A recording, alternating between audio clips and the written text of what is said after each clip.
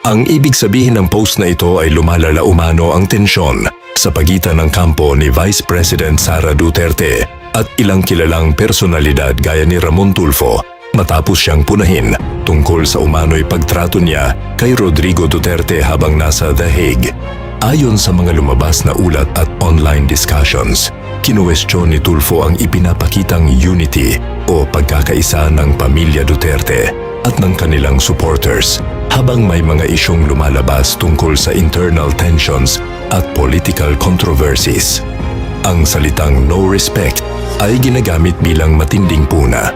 Ibig sabihin, para kay Tulfo, may mga kilos umano si Sara Duterte na maituturing na kawalan ng respeto, lalo na kaugnay ng sitwasyon ng kanyang ama sa ICC-related issues at pananatili nito sa The Hague.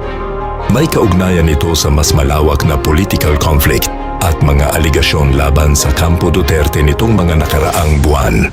Sa madaling paliwanag, pinupunan ni Montulfo si Sara Duterte. Sinasabi niyang taliwas ang ilang kilos nito sa ipinapakitang pagkakaisa ng kanilang kampo. Kaugnay ito ng mas umiinit na political issues, ICC discussions at mga kontrobersyang bumabalot sa pamilya Duterte.